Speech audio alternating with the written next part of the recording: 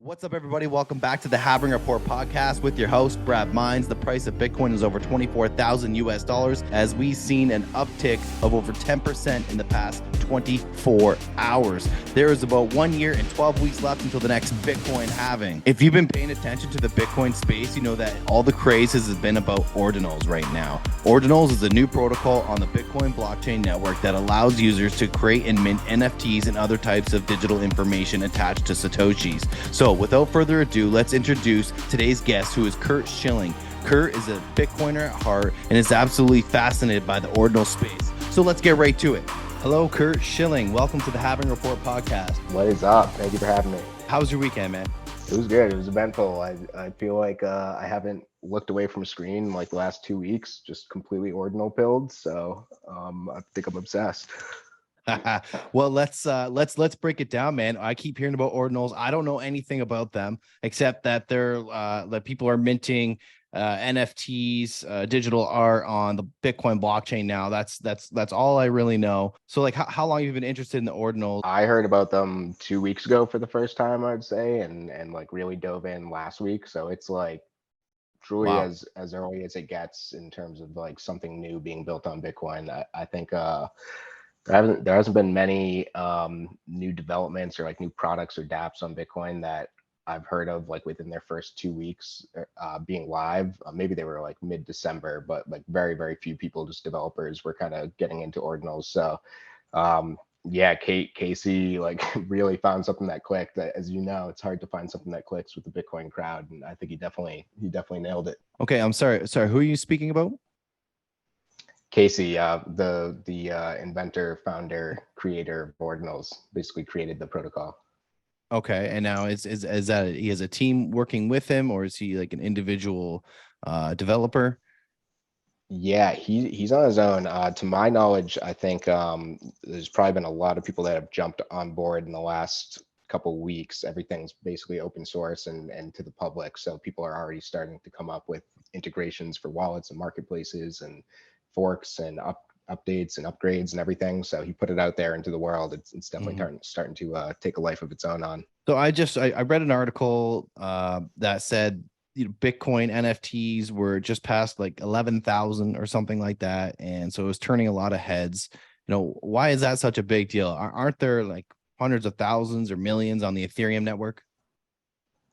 Yeah, I think what is clicking with people is the fact that there hasn't really been a way modeled like this that exists on chain and kind of just like works natively with the Bitcoin network. We've had obviously things like Counterparty and Omni and things like that in the past that were kind of integrations on side chains or on layers for Bitcoin and just ways to create NFTs or tokens or like smart contracts or attempts at that on Bitcoin. And this is just like Bitcoin only, no token attached, like builds right into the native protocol.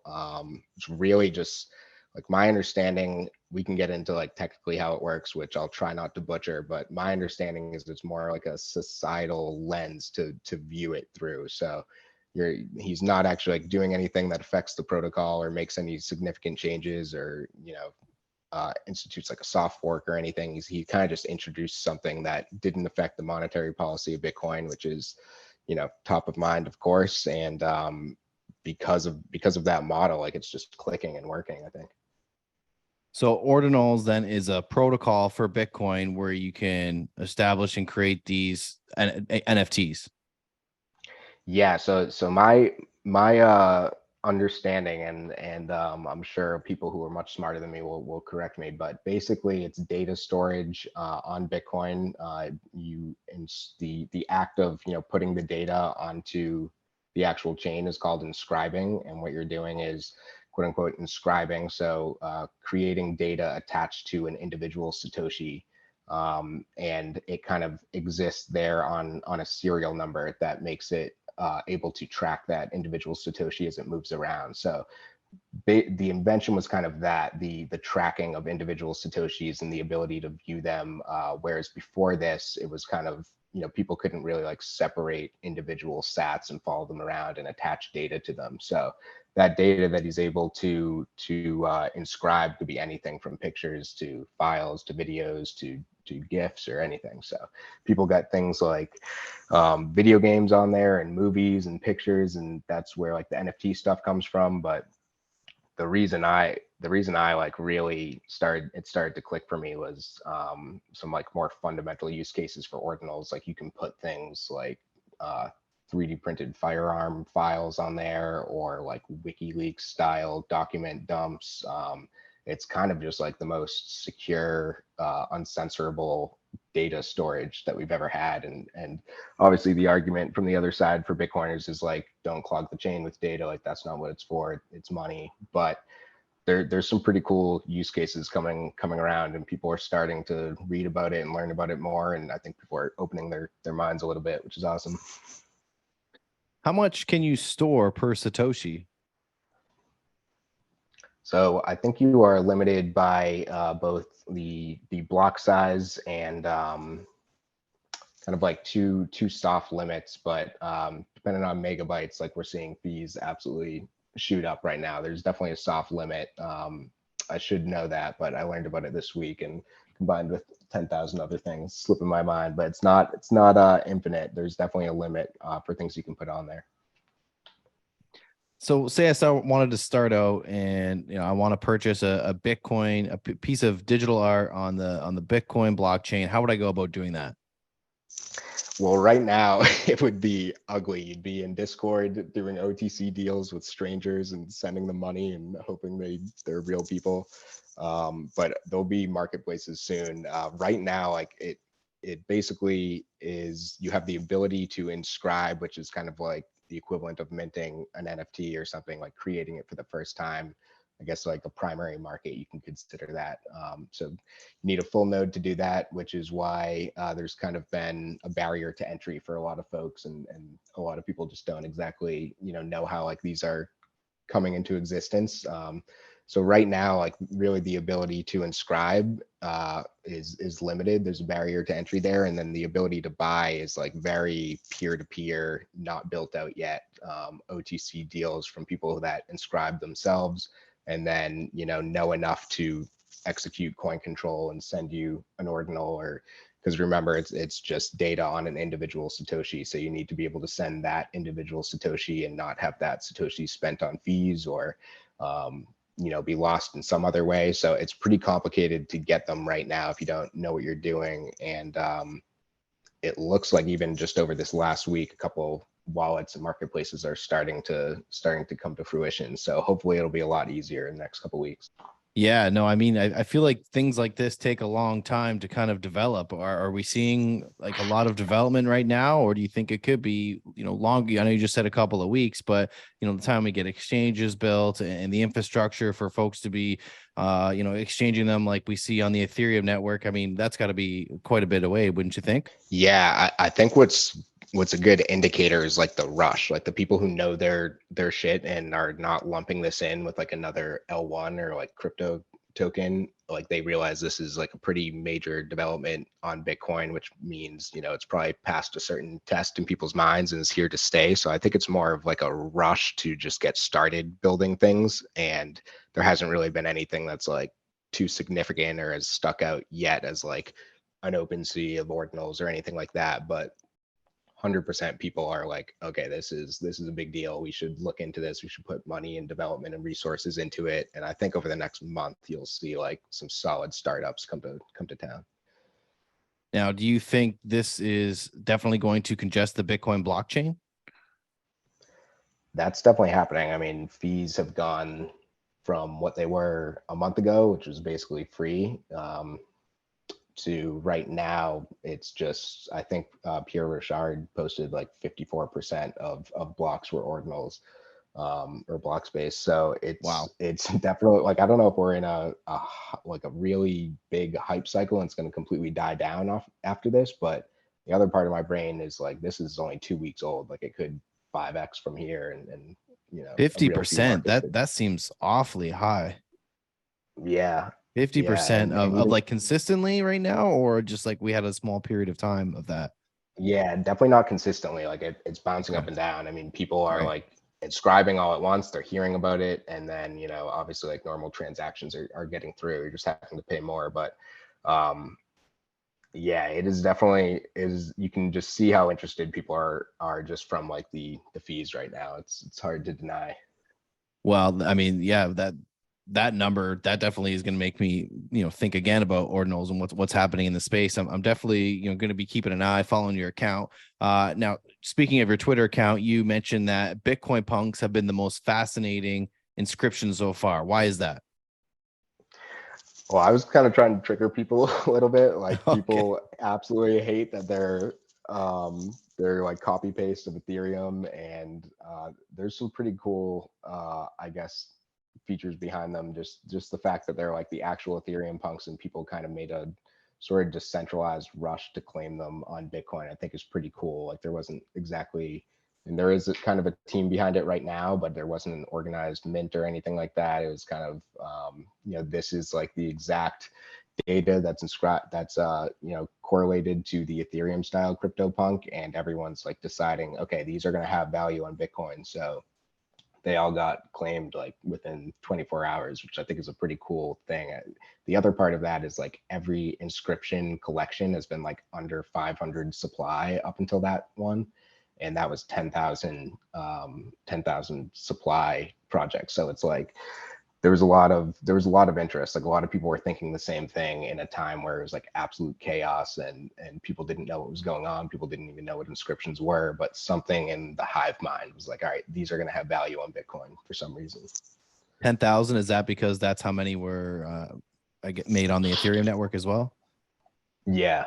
Yep. Okay. And now they weren't the exact same, where they were, the colors changed a little bit. Like I saw a lot of orange in one. Yeah, the actual inscriptions are the exact same. The Okay. website that the team made has the orange background to differentiate them a little, and that's what you see in people's profile pictures. But they're technically the exact same image and data from the Ethereum blockchain.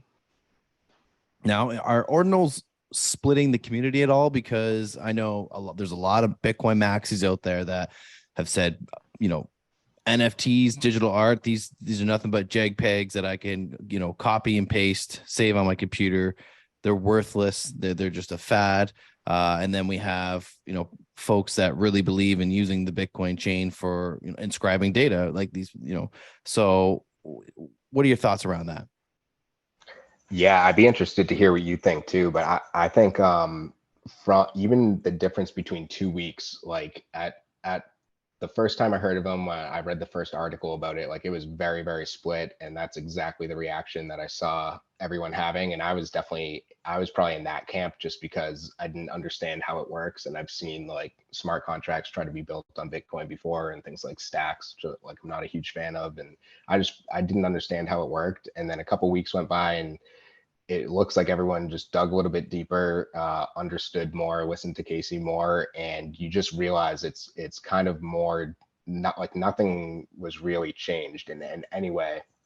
It's kind of just like a cultural lens that you can opt into to believe that these are, like these JPEGs are something you want to participate in or not, and there's like absolutely no harm done if not. So you just keep using Bitcoin as money.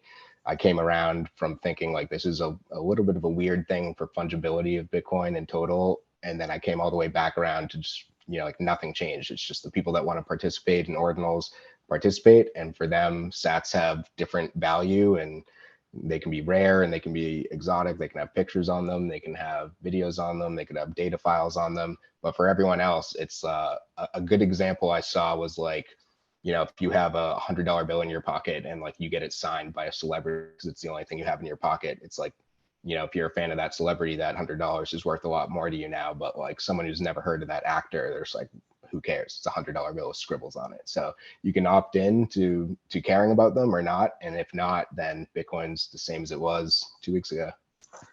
But is it the same as it was if you're having fees, ordinals clog up the blocks? I think so. Yeah. I mean, we always needed a fee market, and this could be a flash in the pan, or it could increase fees more consistently over time. But whether it was ordinals or something else, fees were going to increase at some point. That's been my thought over the long term. Now, I read the Book of Satoshi, which is basically all the forums that Satoshi participated in and speaking about different ways Bitcoin can be used. And if I'm not mistaken, he's spoken about storing data on the Bitcoin blockchain. Do you know anything about that? I've read that, not in the book form, but is that the same as like the website where it's just all of Satoshi's comments and writings and posts like all put Yeah, together? this is just a Yeah, it's compilation of very everything cool. online and put into a nice, neat book. Yeah, that's all it is. Yeah, that's sweet. You'd have to refresh my memory. I don't remember anything specific about Okay. data storage, but we know that Hal Finney had like his famous post about trading cards on Bitcoin, and it's definitely been like, including things other than just monetary value, has definitely been talked about like by Right, people right. in 2009, 2010, which is crazy. Well, Hal Finney, Satoshi Nakamoto, we might be talking about the same person here, right? Oh, it's true. I don't know. I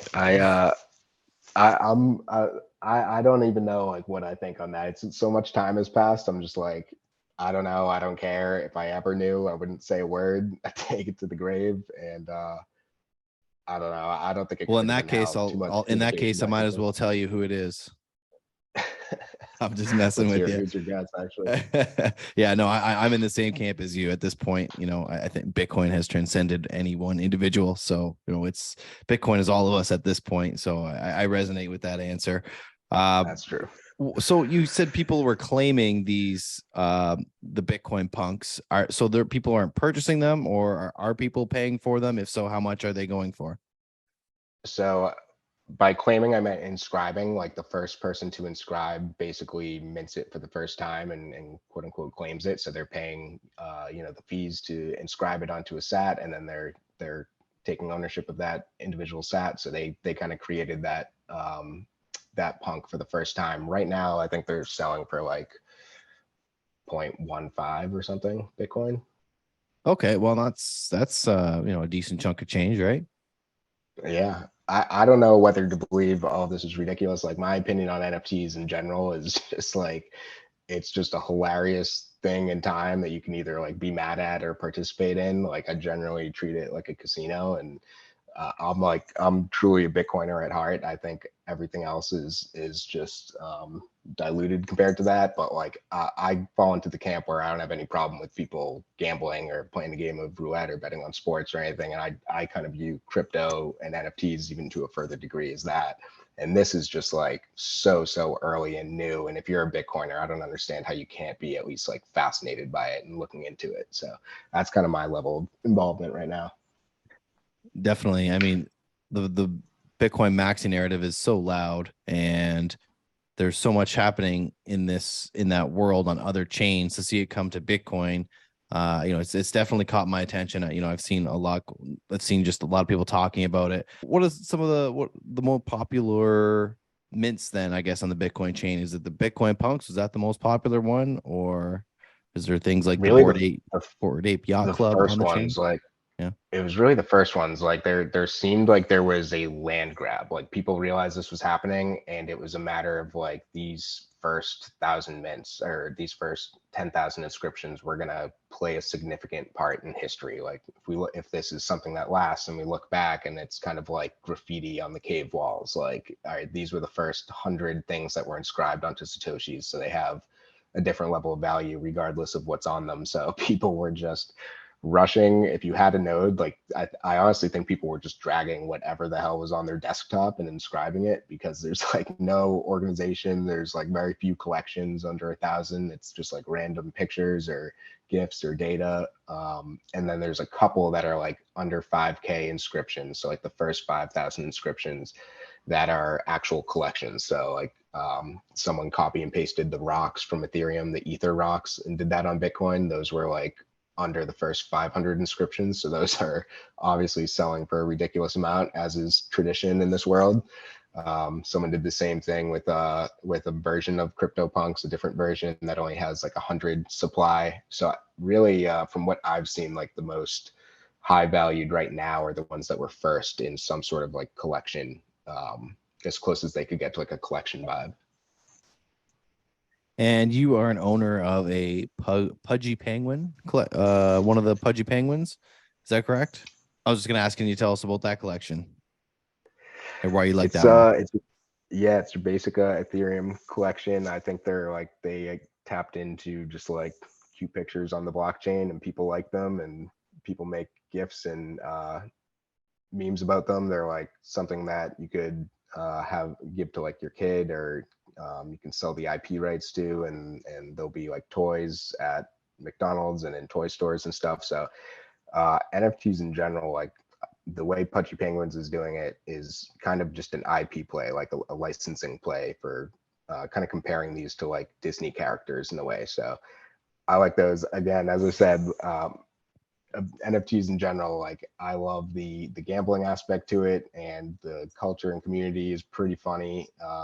Twitter's been like a lot more funny since I got involved with NFTs compared to just like talking about monetary and fiscal policy before. So it's just something fun, and met a lot of solid people through it. So these are anything on Ethereum or other chains is much easier. Like these are selling through OpenSea and like all the NFT marketplaces and applications that you've heard of.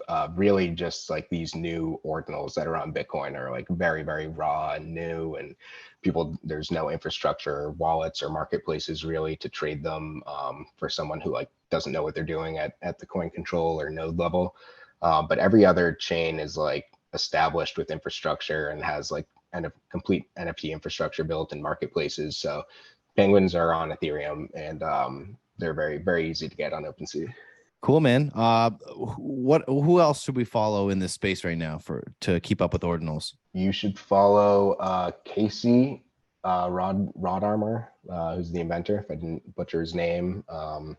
Mark Goodwin is great. It's actually a good question, like should have a solid list, because there's obviously the standard like grifters and people who are trying to scam you and engagement farm. So it would actually be great to have like a real list of like 10 solid ordinals people that can give you real education and education around starting a node, running a node, and coin control, and how to take custody of these and not waste them on fees. Not seeing a lot of that going around. I'm seeing more like, oh, this is the hot new thing. Like, let's get on a Twitter space and get as many followers as we can.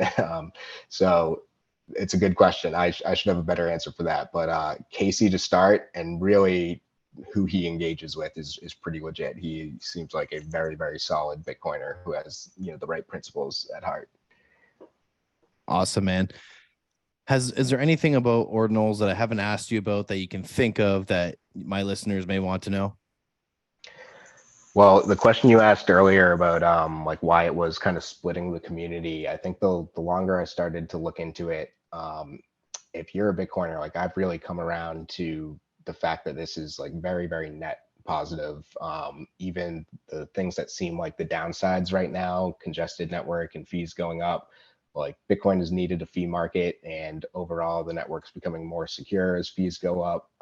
It also is like pushing people ruthlessly to like download full nodes and like learn what those are. I've never seen in my time in Bitcoin more people like asking questions about what's a full node and where do I download this, asking questions about like can I send Bitcoin from Coinbase to do this, and someone will answer them, no, you need like Sparrow wallet. That's such a good direction to go that we haven't seen in a long time.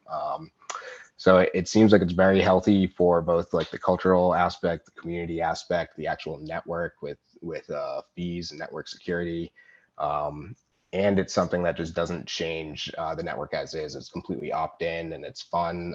It's giving Bitcoin a new narrative. And if the next 10 million people get involved in Bitcoin through this, like that's the only thing in the world that matters. And then they'll find out about sound money and Bitcoin is peer-to-peer cash. So I'm seeing it as a really promising moat to lead people into kind of a deeper understanding of Bitcoin. Great explanation there. If I can just back up for one moment, you mentioned a couple of times Bitcoin needs a fee market. Why does Bitcoin need a fee market?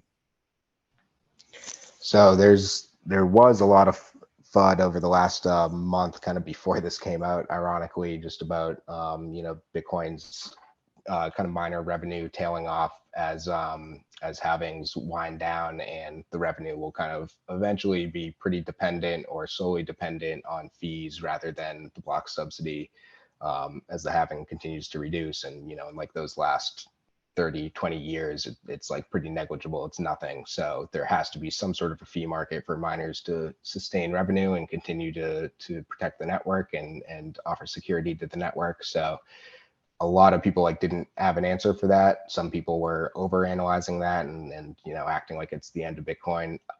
Before Ordinals, not like saying they're going to completely solve this on their own, but eventually fees were going to occur just because of adoption, because people using Bitcoin as money were going to move to layers, and settlements on chain were going to be for larger players and institutions, and ultimately fees would go up just as block space demand increases. So I think this is kind of accelerating that in a way. And even if it lasts for a couple months, a year, it's good. More revenue for the miners, more security for the network. I'm on board. Wicked, man. Quick trivia question for you. Do you know how much of the miner revenue percentage-wise comes from fees right now? Wasn't it like 0.3 or 0.4 or something? Well, my block clock is telling me it's about 1%. Okay. Not all right. right. So I was not even right. bearish on that. Yeah, not right at this second, but it cycles through these stats and it's helping me memorize some of them. And yeah, I think it's about 1%. The next 5 years, we can bump that up to 5-10%. Things are going to look a lot good for 40 years down the road. But did you just downplay the halving on the Halving Report, dude? I'm so pro halving. It's the best marketing material of all time, I think. Yeah, this man, entity, alien, CIA, whoever, came up with the best marketing campaign ever. Every 4 years, everyone's like, oh shit, that's getting cut in half. We should pay attention to Bitcoin again. Yeah. And then once you get in it for a while, I mean, the days just fly by, man. And before you know it, I can't believe we're almost down to a year already until the next halving, man. Crazy. Yo, this one is flying by. I did not know we were that quick. It seems like we're 3 years away from a halving. Yeah, no, it's like a year and 12 weeks or something like that. So by then you're going to have a huge podcast named after the halving. So you're going to do a giant party celebration for the halving. And you got to come, man. You got to come. Have you been to Canada? No, I'm there. I've not, but it looks like things have calmed down. I thought if I came over the last couple of years with COVID and everything, I wouldn't be able to get out, but I'll come by now that things have settled down. Yeah, no, that's a good call. Traveling, in general was not good there and still isn't great. But yeah, coming up for a conference or a party, it's all good now, man. So I appreciate you doing the Halving Report today, man. If you don't have any final words of wisdom, comments, questions, if not, just let us know where we can follow you and learn more. Yeah, no words of wisdom. Curt Shilling 13 on Twitter. I'm just researching myself and talking out loud, talking to myself. So feel free to say what's up. I'm going down the Ordinals rabbit hole and loving it so far. Thanks, Curt. Have a good one. Thanks for having me. Hey, you. Thanks for listening to the Halving Report podcast. Check out our show notes below, like the episode, and share it with a friend. Be sure to go to halvingreport.com where you can get a $30 discount on the BitFi device. BitFi is our official hardware wallet partnership of the show. Use our coupon code from our website at halvingreport.com/BitFi. And if you'd like to get into Bitcoin, purchase your first cryptocurrency for the first time, you can go to bitfi.ca/halving.